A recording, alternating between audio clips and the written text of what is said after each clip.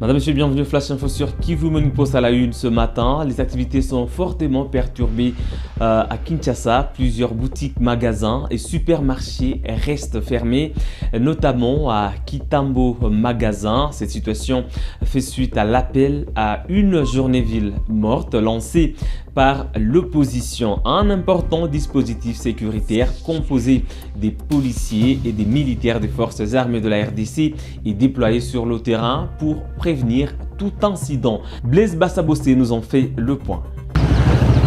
Oui, Jospin, Kinshasa s'est réveillé au ralenti, c'est mercredi 3 juin, en réponse au mot d'ordre de ville morte lancé par plusieurs leaders de l'opposition congolaise pour protester contre les projets de révision constitutionnelle soutenus par la majorité au pouvoir.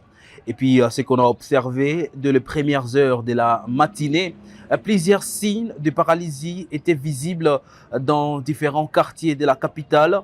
À Ngiringiri, par exemple, des pneus ont été incendiés sur la chaussée vers 5h44.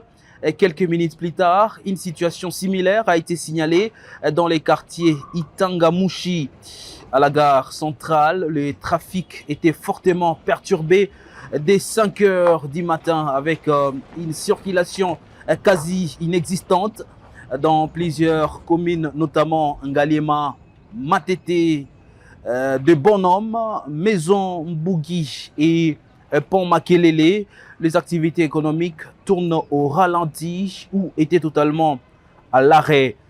Selon nos sources sur place, au marché Bayaka, dans la commune de Ngiringiri, les étalages sont restés vides en début de matinée, tandis que sur la route bypass vers l'université pédagogique nationale UPEN, la circulation était nettement réduite. Plusieurs écoles n'ont pas ouvert leurs portes et les transports en commun étaient peu visibles sur Kinshasa. Et puis sur X, c'est qu'on peut lire le porte-parole de la coalition d'opposition, Prince Epengue, a salué ce qu'il considère comme une adhésion populaire à l'appel lancé par l'opposition. Il a écrit, je cite, « Félicitations aux Kinois, ville morte respectée » dans l'est du pays pour parler de la même situation. La mobilisation a également trouvé un écho dans certaines localités. À Beni, par exemple, une paralysie partielle des activités a été observée selon plusieurs sources locales.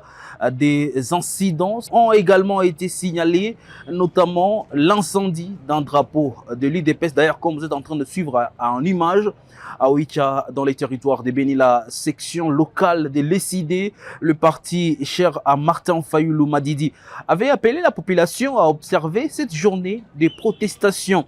Le parti a indiqué vouloir dénoncer à la fois le projet de changement de la Constitution et la persistance de l'insécurité dans l'est de la République démocratique du Congo, quelques jours après les attaques attribuées aux terroristes des ADF qui ont coûté la vie à au moins 21 personnes dans les zones de Ngadi et Vemba.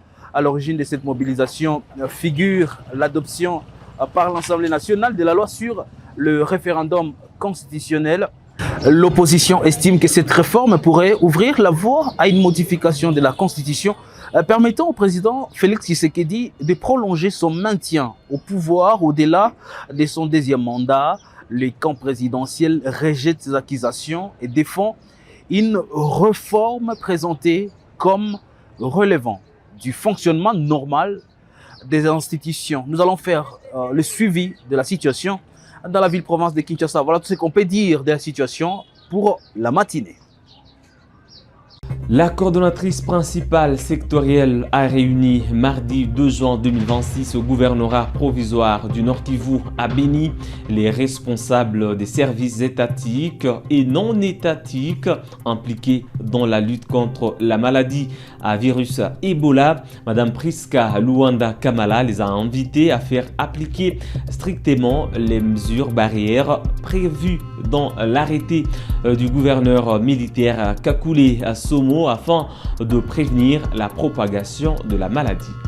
Au Nord Kivu, des efforts sont intensifiés pour lutter contre la maladie à virus Ebola. Ce mardi 2 juin 2026, la coordonnatrice principale du gouverneur des provinces en charge de la santé, Madame Priska Luanda Kamala, a réuni autour d'elle des responsables des différents services. Séance tenante, il a été demandé à chacun de faire appliquer sans faille les mesures de riposte mentionnées dans l'arrêté du gouverneur. À titre d'exemple, dans le secteur des transports, les chefs de division provinciale, Patrick Banyanga, invite les conducteurs des voitures dites Léo-Léo de ne transporter que 4 passagers. Nous avons pris certaines dispositions pour interdire le nombre de personnes on ne doit pas charger plus de 4 personnes à bord d'une voiture Léo-Léo.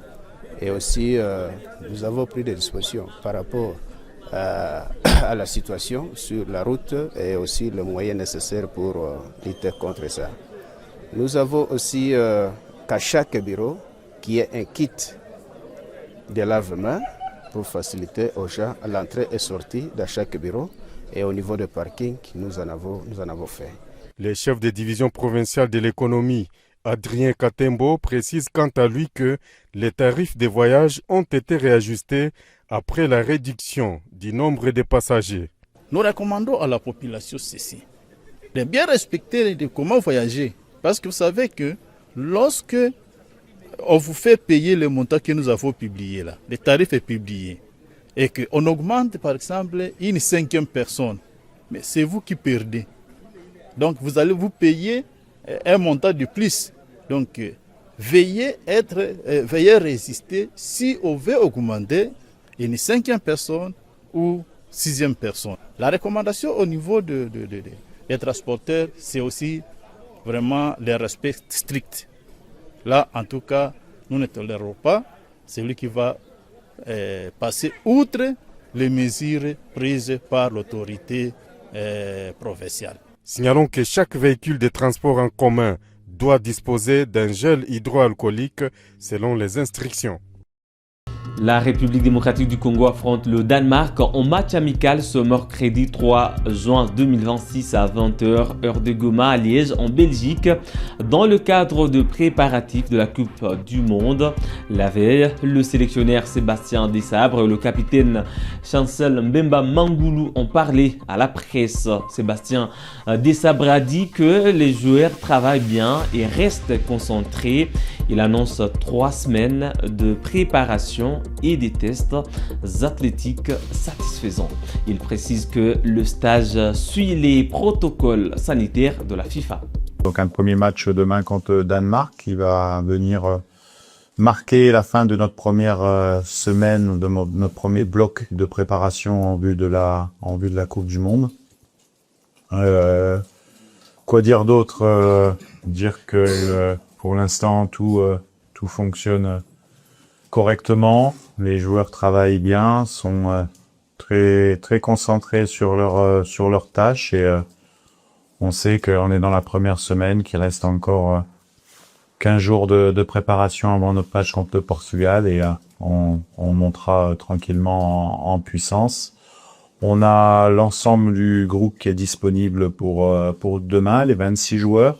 On a Brian Sipanga qui j'avais autorisé à jouer le 31 avec son club qui nous a rejoint, et Aaron Bissaka qui est venu puisqu'il était suspendu par la FIFA lié au retard tardif. Son club avait porté plainte contre la FIFA contre son joueur et il pouvait venir nous rejoindre uniquement avec 5 jours après. C'était la sanction de la FIFA. Alors on aurait voulu communiquer à Kinshasa lors de la conférence de presse qu'on aurait dû faire. Malheureusement, les événements nous ont pas permis de donner cette communication, donc je vous la donne aujourd'hui. Voilà. Merci pour la question. Donc effectivement, on a bien sûr qu'on suit les restrictions liées à la FIFA par rapport à l'organisation médicale. Les médecins sont en lien avec la FIFA. Nous, sincèrement, on a un stage tout à fait normal, comme les autres stages. Tous les joueurs venaient d'Europe. Le staff local avait respecté les délais pour sortir, donc ça nous impacte pas du tout nous dans la vie de tous les jours.